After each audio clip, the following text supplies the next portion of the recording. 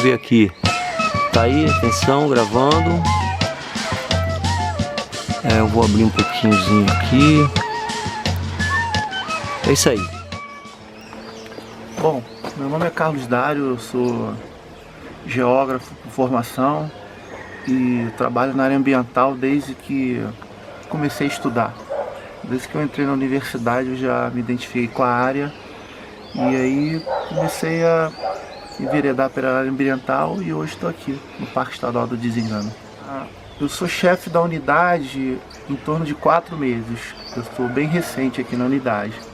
Mas antes eu chefiava um outro parque na Baixada Fluminense, né, no Rio de Janeiro, em que a realidade era bem distinta aqui. Aqui a gente está num parque de montanha, né, um parque cercado por uma área rural. E a outra unidade que eu chefiava era uma unidade no coração da região metropolitana do Rio de Janeiro, né? Embora fosse uma área de floresta também, mas o entorno, as pressões, os problemas eram bem distintos daqui. Bom, o primeiro grande impacto que eu senti é o tamanho, né? Aqui, essa unidade são 5 vezes maior do que a unidade que eu chefiava. Se for contar a zona de amortecimento, o entorno, aí vai para quase 10 vezes o tamanho da área que eu chefiava. Então, já é um primeiro impacto. O segundo impacto que realmente chama a atenção é o entorno. Então o entorno da unidade, ele também reflete os problemas que vão incidir dentro da unidade. Você numa região metropolitana, você acaba sendo um gestor que quase que tem que virar as costas para a sua unidade e ver o que está no entorno. O que tem no entorno? No entorno a gente tem ocupação irregular, a gente tem comunidades de baixa renda, a gente tem típicos problemas de violência urbana. Então, é toda uma gama de problemas tipicamente urbanos na região metropolitana. E aqui, o entorno é uma outra realidade, uma realidade rurícola, né? Embora com grande problema em decadência, a atividade agrária aqui está em decadência. Uma outra característica do parque é a estrutura. O Parque Estadual do Desengano, ele é o parque mais antigo do estado do Rio de Janeiro, tem 45 anos. Enquanto o Parque Estadual do Mendanha, que eu chefiava, era o parque mais recente. Então, eu saí do parque mais recente para o parque mais antigo do Rio, né? Fiz esse gradiente. E uma outra coisa também que, para mim, é muito positivo, é a estrutura do parque. O parque ele é plenamente estruturado, ele tem conselho consultivo, ele tem uma equipe de guarda-parques, ele tem sede, ele tem equipamentos, ele tem um diferencial também, que ele tem uma unidade de polícia ambiental, que é uma unidade da polícia militar, cuja função é defender o parque e atuar dentro da unidade de conservação. Então isso, para o gestor, é um sonho de consumo, né? Nós temos estrutura, gente capacitada e um território, um palco de trabalho privilegiado para qualquer conservacionista. Aqui os problemas, eles ainda são problemas de atividades que elas vão na cultura das pessoas no entorno. O que é o principal problema? Que a gente tem caçador. A gente ainda tem muita atividade de caça, mas no entorno do parque, não dentro do parque. Porque o parque ele é quase todo de montanha. 98% dele é de floresta e dessa floresta quase a grande totalidade é alta montanha. Então é uma área de difícil acesso, né? Mas no entorno a gente ainda tem muito caçador, que é uma atividade cultural, porque eu costumo dizer que essas pessoas que são presas pela polícia caçando, elas caçam não por um déficit proteico. Ninguém caça porque está com fome, precisa de comida. Quase todas fazem uma atividade, é ruim dizer isso, mas é uma atividade lúdica. Eles caçam para se divertir, não por necessidade de alimento. E uma outra atividade que a gente não consegue flagrar aqui é desmatamento. Corte seletivo de madeira, mais pontual. O grande problema ainda é a caça, né? E a caça nos seus mais diferentes modos de atuar. E com isso, um alvo privilegiado aqui também são os passarinhos, né? Pela diversidade da avifauna aqui, o Desengano ele tem uma riqueza estimada em torno de 500 espécies diferentes. Então, isso para os caçadores, né, para as pessoas que vêm aqui caçar passarinhos para vender nas feiras, também é um problema que a gente tem enfrentado, tem tido bons resultados no combate, mas ainda é um problema presente. O que acontece? O que nós percebemos? Que para qualquer atividade nessa área, não adianta atuar apenas na questão repressiva. Senão a gente vai ficar enxugando gelo, a gente vai ficar correndo atrás de pessoas no território de 22 mil hectares. Então é uma atividade insana que a gente vai ter resultados pontuais. Então a gente tenta fazer uma conciliação entre as duas atividades, duas faces dessa moeda. Quais são? De um lado a gente continua investigando, patrulhando, reprimindo, a polícia prendendo, mas de outro a gente atua nas escolas do entorno.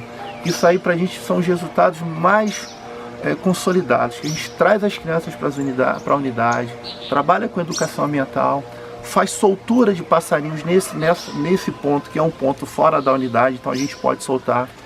Então, quando as crianças vêm para cá, participam das atividades que nós propomos, participam da soltura dos passarinhos, e depois ainda quebram as gaiolas, porque a gente aqui também quebra a gaiola, para ver que a gaiola não pode existir.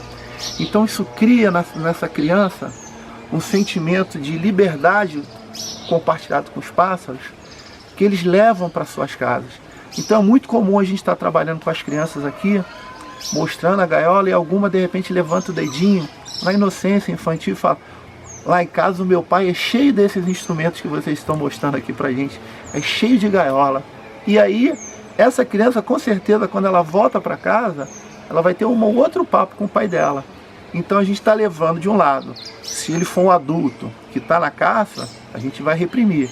Mas dentro da mesma casa a gente vai estar trabalhando com o filho dele de uma forma de educação para que o filho dele não reproduza aquele comportamento que possivelmente o pai dele veio do avô, do bisavô, e a gente não quer que se perpetue esse comportamento.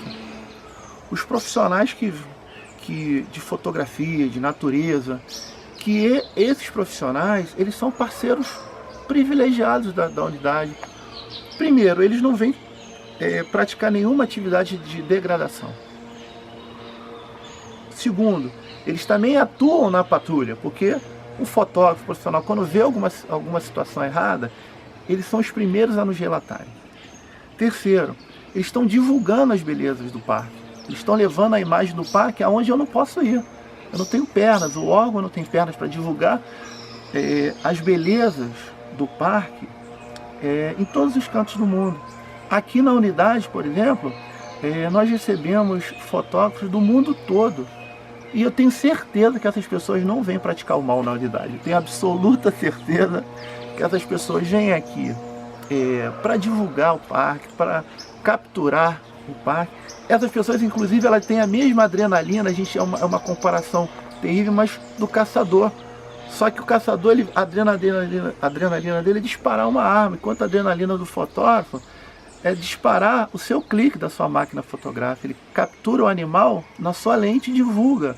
Quando nós que trabalhamos na natureza, com natureza, nós presenciamos o ciclo da natureza, né? Então nós, quando andamos pelo ambiente de floresta, nós nos deparamos com grandes árvores gigantescas, árvores que antecedem muito o nosso ciclo de vida e vão estar aqui quando nós não estivermos mais. Mas cada uma dessas árvores, ela começou numa pequena sementinha. Uma pequena semente que foi transportada para aquele ponto, ou por um pássaro, pelo vento, ou pela própria árvore que dispersou naquele ponto. Então as crianças, você que é criança, você é essa sementinha. Então a gente está trabalhando nessa sementinha para que daqui a alguns anos você se transforme numa árvore belíssima, com flores, com frutos, com sombra, e que essa árvore também possa abrigar muitos ninhos de passarinho para que a gente possa apreciar a beleza dos passarinhos.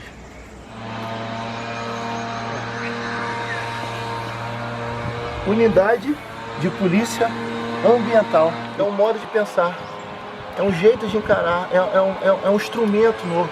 Isso aqui é meramente um carro, podia ser do bombeiro, da defesa civil, mas é uma unidade da polícia voltada para o meio ambiente.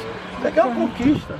Então, isso aqui é uma ideia que eu vi em algum programa da televisão, alguma experiência já semelhante, que é o seguinte, que eles pegaram essas geladeiras que já não tem serventia, que já estão fora de uso, tiram a carcaça, tiram os motores, tiram toda a parafernália dela e grafitam, pintam ela, enchem de livro, chegam numa comunidade, num local, por exemplo, essa aqui a gente vai encher de... Essa aqui já tá vendo? A gente vai botar as prateleiras, encher de livro, chega numa comunidade, numa área que não tem acesso e deixa o livro lá, deixa a geloteca lá.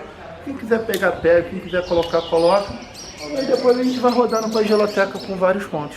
Aqui é o nosso coração de combate a incêndio, entendeu? Aqui são os equipamentos que a gente tem para combater incêndio. Abafadores, as terríveis mochilas costais, as motosserras também a gente tem que usar, né, para construir acero, socorrer pessoas. A gente também aqui, como a gente é a cara do estado, muitas coisas que acontecem na cidade, às vezes nós somos chamados, caiu uma árvore, a pessoa perdida, algum acidente, a gente acaba também participando. Então, a gente percorre todas as propriedades do entorno, deixando uma notificação que não é punitiva, apenas informativa. Mas a gente pega o nome, CPF, endereço. Chegamos lá, seu João, o senhor não pode tocar fogo na sua propriedade. Não, mas a gente só assina aqui e deixa. Depois a gente mapeia onde a gente deixou as notificações. No ano seguinte, quando tem incêndio, a gente vê onde foi incêndio e vai justamente naquelas pessoas que já foram notificadas. Se não foi ele sabe quem foi. E aí a gente contribui para a diminuição do incêndio. Como essa que teve ontem, a gente teve um pequeno foco aqui, está fora do parque, não era de floresta, mas a gente vai lá, vai perguntar o que aconteceu, vai orientar e vai notificar o proprietário. Com isso, a gente trabalha de uma forma repressiva, está lá reprimindo fogo, mas também didática, porque aquele cara, cidade pequena, ele vai conversar para todo mundo que teve uma visita.